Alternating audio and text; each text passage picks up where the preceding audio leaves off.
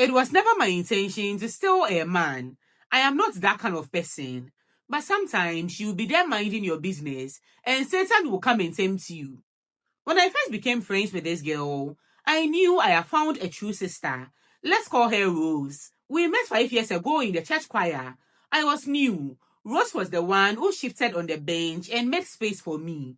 She didn't say much, just smiled. We became very close. Rose is sweet, gentle, and generous. The kind of woman who prays before every meal, not for show, but because she truly means it. The kind who will see you looking at a dress in the market and the next day present it to you in a gift bag, saying it called your name. She is good, deep in her bones. Then she introduced me to Daniel. He was everything a good churchman should be. He had a good job at a bank. He respected his mother. And the way he looked at Rose, it was like she was the entire world. I saw it. And at first, I was happy for her. I swear, I really was. It made her so happy. But then things started to change. The devil started tempting me. One day, we were all at a church picnic.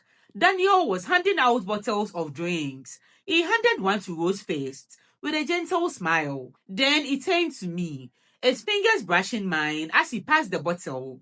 "Here you go, sis," he said, his voice warm and friendly. Sis. The word should have felt normal, brotherly, but my heart, it beat faster than it should have. I didn't like it, so I tried to stay away from him after that. I made excuses when Rose invited me out with them. I buried myself in work, but the devil, he kept pushing us together. Rose had traveled to Kumasi for a week for her aunt's funeral. That week, Daniel got very sick. His mom had also traveled. He was all alone. I received a call from Rose. "Please check on Daniel for me," she begged. "Make sure he's eating. He doesn't like to eat when he's sick." I didn't want to go. I was trying to avoid temptation, but she needed me. So I went. I went to his apartment. And when he opened the door and I saw his face, I knew the devil was about to win. Welcome back to my channel. How are you doing today? I hope you are doing great. If you are new here, I'm Vera, but you can call me V. And I share real life stories that will shock you, break your heart, inspire you, and sometimes make you laugh. So if this is something you love, please subscribe and like this video. And don't forget to turn on the notifications so that when I post, you'll be notified immediately. Today's shout out goes to Khadija Bajaha W5H, Amajoy 1567, and Okoli Ujanwa N7J. They were the first people to comment on my last video. Thank you so much for the support, babes. I love you. And now without any further delay, let's continue the story. When he opened the door, he looked sick and tired, but his face lit up when he saw me. I asked him if he had eaten. He shook his head. So I went straight to the kitchen to prepare porridge for him. After he finished eating, I called Rose to tell her he was doing okay.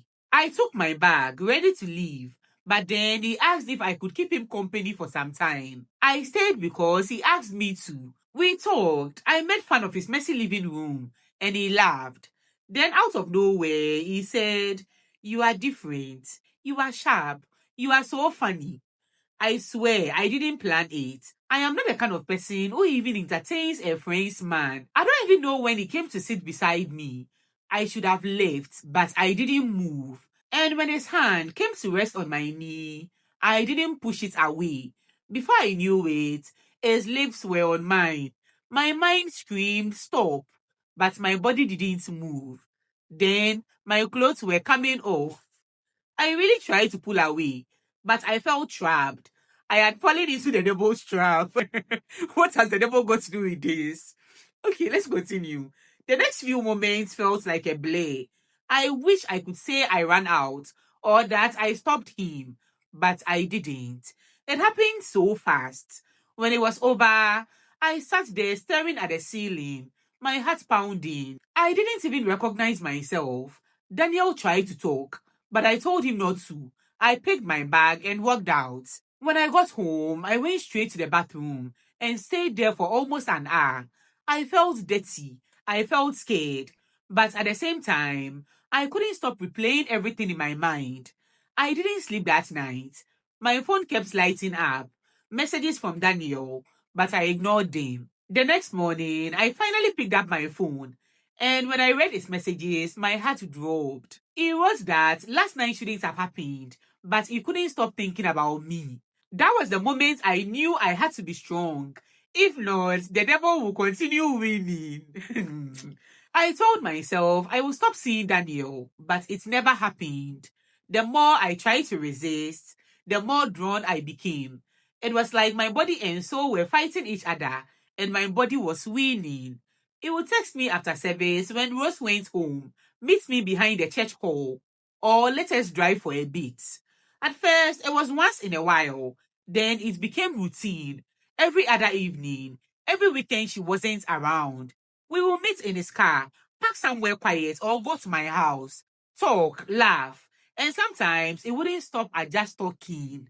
I would go home after those nights, my heart racing, my stomach sick, but my phone would keep lighting up with his messages, and I couldn't resist. Then one day, Rose said something that nearly made me faint. We were sitting together chatting after church. She smiled and said, "You will be my maid of honor one day." I smiled back, but my hands were shaking. She didn't know I was sleeping with a man behind her back. Daniel was no longer hiding our affair. He was getting comfortable. He would text me in broad daylight, even when I was sitting right next to Rose. My heart would jump, but I would quickly lock my phone and smile like nothing happened. Once he even called when I was with Rose helping her cook. He knew that, but he still called. The audacity. I glared at the screen, and Rose asked, "Who is calling?" I stammered, "Wrong number." She nodded, innocent as always, and continued chopping vegetables. Meanwhile, I was shaking. I told Daniel to stop. I said, "You are going to expose us one day." But he just laughed and said, "Relax. Nobody suspects a thing. You worry too much." It was madness. I felt guilty all the time. But the guilt would fade every time Daniel touched me or whispered things like, "You are my peace. With you, I can breathe." Still, sometimes, Rose's kindness would stab me. She would pray for me over the phone, fast for me when I said I was stressed. She loved me too deeply for me to hate her, and that made everything worse. Then one night, she sent me a message that broke me a little inside. She wrote that, "You are my biggest blessing. I don't know what I'll do without you. I thank God every day that He brought you into my life. You are the sister I never had." I stared at my phone for a long time, my eyes burning.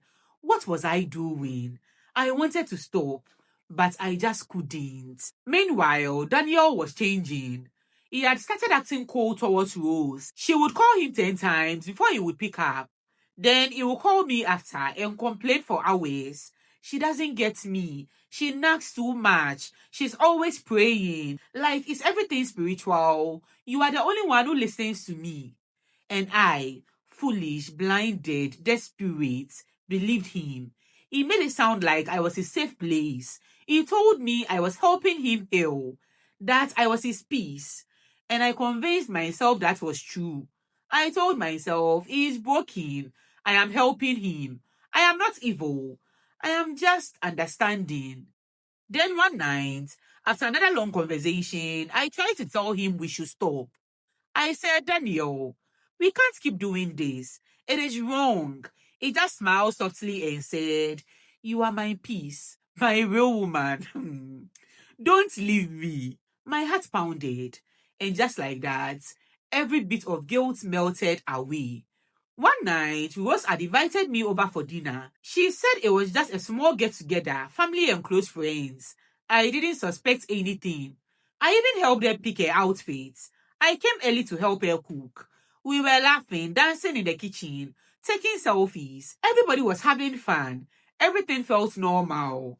Until Daniel walked in holding a small black box. When I saw it, my stomach turned. I froze, pretending to stir the stew while my eyes followed him. He hugged Rose tightly, whispered something in her ear, and before I could even breathe, he was on one knee. The whole house went quiet. Rose's hands flew to her mouth. She started crying. He said, You are my world, my heart, my answered prayer. The guests clapped. People were cheering. And me, I was clapping too. I wanted to run out of that room, but instead I smiled. When she said yes and hugged him, I swear I felt something inside me tear. That night, as everyone celebrated, Rose couldn't stop hugging me. She said, I am getting married. You'll be my maid of honor. She was glowing. I hugged her back and whispered, I am so happy for you. Lie number 100 and something. Later, when the house was quiet, I locked myself in the bathroom and cried silently into a towel. I told myself it was God's will. If I was meant for him, I whispered, he would have chosen me. But when I got home, there was a knock on my door. It was Daniel. I couldn't even speak. I just stared at him. He stepped inside, closed the door gently, and said, Don't act like this changes anything. Before I could say a word, his lips were on mine, and I couldn't even stop him. I swear, I wanted to tell her sometimes. I wanted to fall at her feet, cry, and confess everything. But every time I tried, the words would stick in my throat. I told Daniel one night after we've slept together, we have to stop. I am tired of hiding. She trusts me too much. He sighed, leaned closer and said, What if all this is bigger than us? What if God brought us together for a reason? Hey, you and I have something real. He continued. I love Rose, but she doesn't see me. She loves church, not me. You understand me. Maybe this is destiny. And I believed him.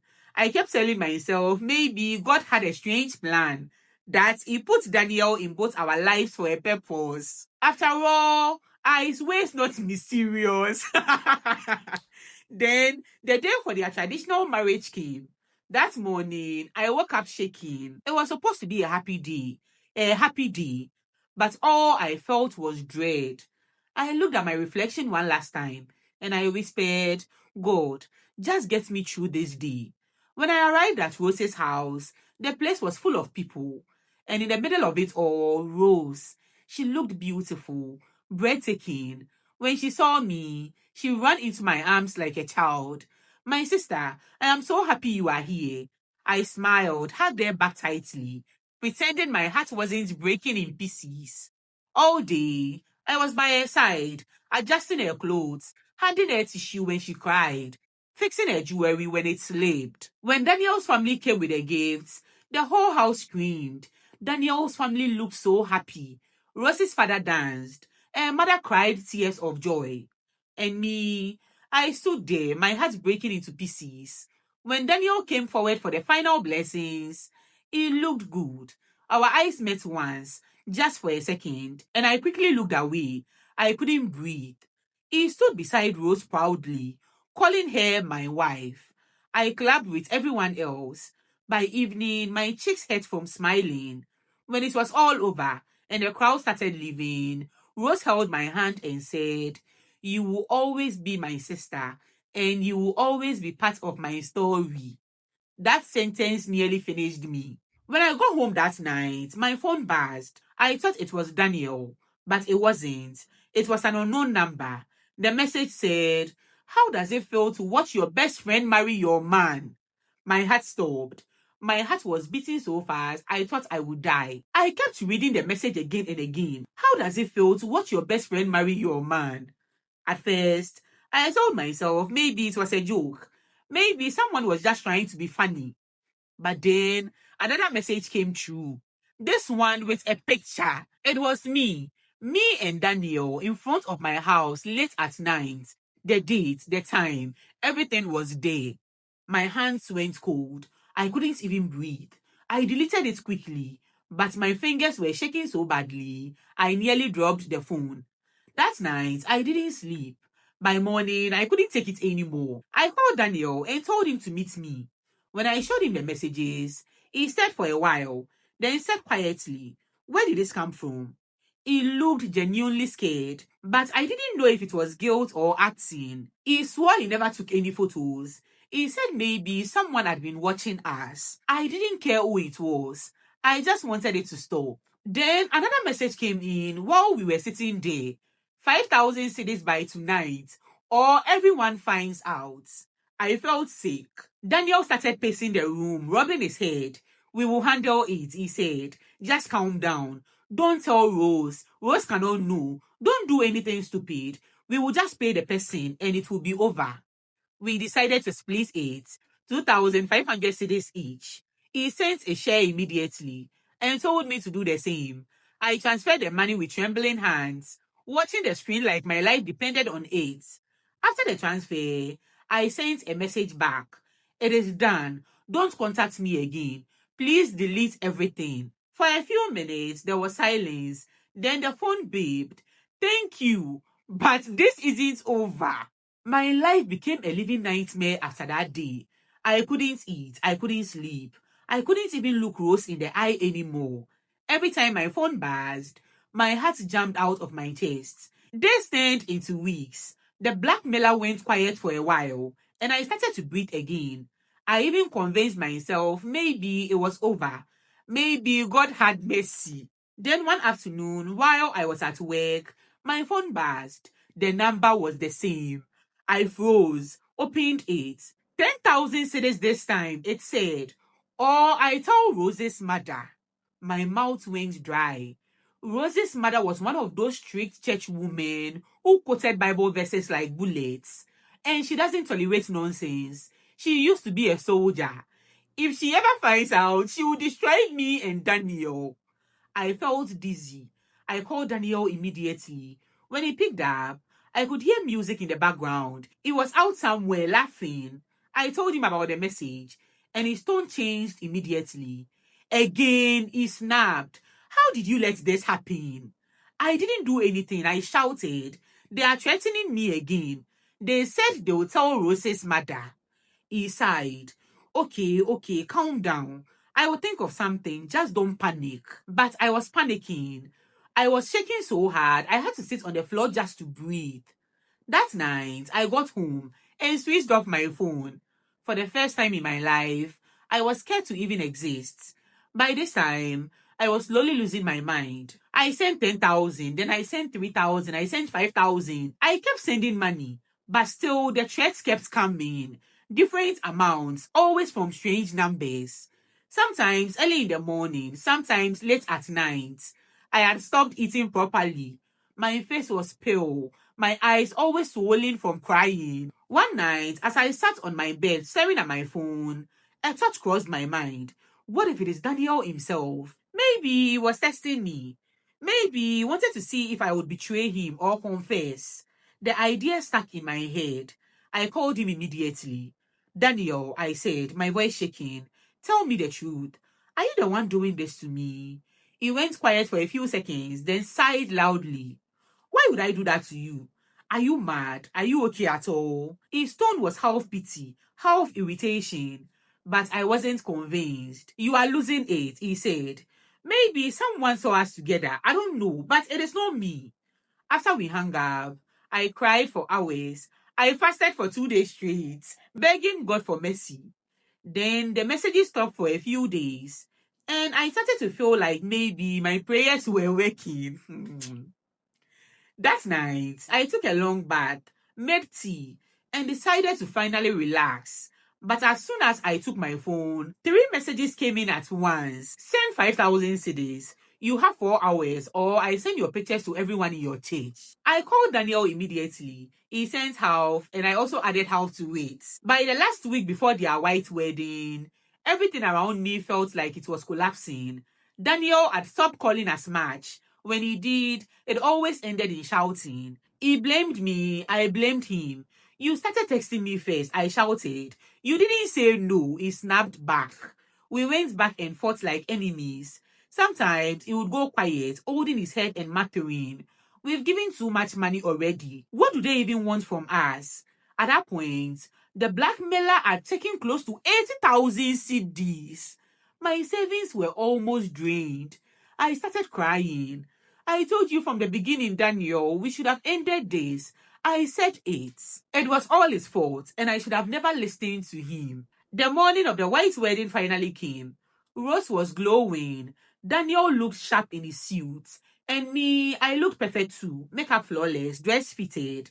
If anyone had looked at me that morning, they would have thought I was the happiest maid of honor in the world. But deep down, my heart was heavy. I had not received any messages from the blackmailer for days. But that silence didn't bring me comfort. It made me even more afraid.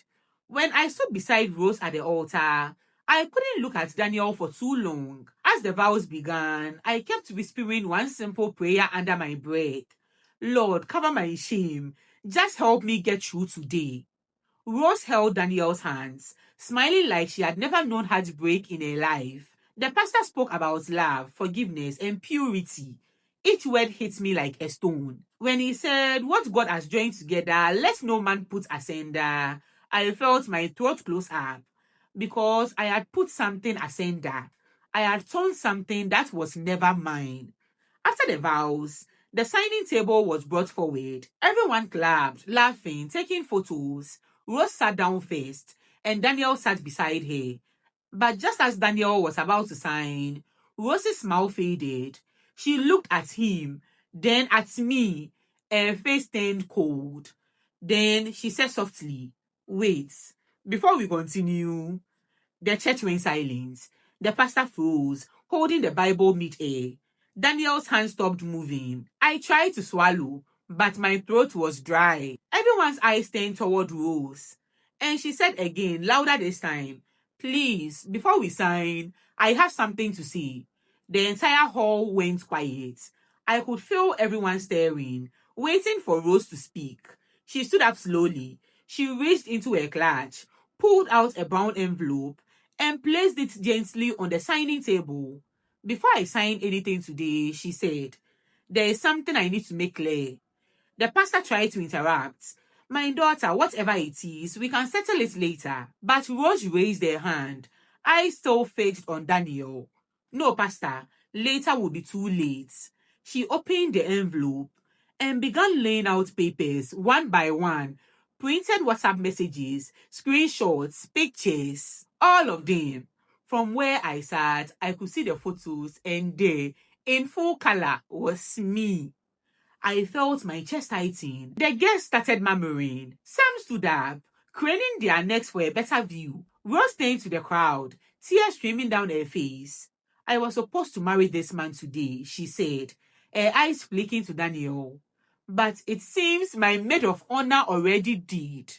The entire church erupted in shocked whispers. Someone shouted, "Hey, Jesus!" The photographer stopped taking pictures. Daniel looked like a ghost. "Rose, I can explain," but she cut him off. "Explain what?" "That you and my friend have been meeting in secret at her house." She turned to me. I couldn't breathe. My eyes were full of tears. My body felt numb. "You thought I didn't know?" she asked softly. "I was the one texting you." My heart stopped. The room went completely silent again. Everyone watched in silence. Daniel tried to touch her arm. "Rose, please, it was a mistake." She moved back sharply, glaring at him. "A mistake you repeated for months." The pastor looked lost. I wanted to disappear. I wanted the ground to open and swallow me whole. All I could say through tears was, "I'm sorry, please forgive me. It is the devil's work. I swear." Rose laughed bitterly. "Everyone always blames the devil, but sometimes it is just you, your greed, and your choices." She wiped her face, then reached for her engagement ring. Her fingers shook, but her voice stayed strong. "This marriage ends before it even begins." She dropped the ring onto the table. Rose turned to the pastor and said quietly, "I am done here." The moment Rose dropped that ring, Daniel fell to his knees, clutching Rose's gown. "Please, baby, don't go. We can fix this. I will explain, please." But she stepped back. Her parents stood behind her, holding her by the shoulders. "No man who can't control himself deserves my tears," she said softly. "And no friend who can betray this deep deserves any forgiveness." I was still on the floor, snot, tears, makeup, everything mixing on my face. I couldn't breathe, couldn't think. My mind screamed, "Stop," but my body didn't move. People I used to pray with stared at me like I was the devil's cousin. My own family members sat frozen, too ashamed to move. Daniel was still begging, crawling after Rose. It was just a weakness. Rose, I love you. Don't do this to us. She stopped halfway down the aisle and turned to him. You did this to yourself, she said simply. Her mother took her arm. Her father followed behind her. And just like that, Rose began walking out, the bride who came to wed, leaving her own wedding in tears. Life after that wedding was pure disgrace. At church, I could feel their eyes on me when I walked in. The ushers pretended not to see me. The pastor barely greeted me. Rose traveled abroad soon after that. Months passed, but the shame never really went away. Daniel, on the other hand, moved on fast. He left our church, and within months, he was already dating another woman. He blocked me and acts like he doesn't know me when he sees me. It has been 1 full year now. Sometimes when I walk into church, I can feel the whispers before they even begin. But honestly, I don't care anymore. I miss Rose almost every day. What I did to her was unforgivable. I know that. I never meant to hurt anyone. I regret letting Daniel deceive me and allowing my emotions to blind me. Rose never returned the money, so I guess she got something out of the mess. As for me, I got my lesson. Fear men. They lie, they use, and they leave you broken. These days, I prefer to stay by myself. I've made peace with my past, and I know my God has forgiven me. Everyone makes mistakes. What matters is that you don't make the same one twice. Sometimes I don't understand how people do this. Your friends, man. Why? And babe, you keep blaming the devil. You keep blaming Daniel. But God has given you the power to make choices. You chose to sleep with him. You chose to have an affair with your friend's man. I don't think you are blaming yourself enough. Anyway, let me hear your thoughts down below about this story. And I mean, you know that this is a judgment-free zone. We listen, we don't judge. So please be kind to her in the comment section. And if you've not subscribed yet, what are you waiting for, babe? What are you waiting for? Please subscribe and like this video. And don't forget to turn on the notifications so that when I post, you'll be notified immediately. Thank you so much for watching. See you next time. Okay, I'm done. Bye.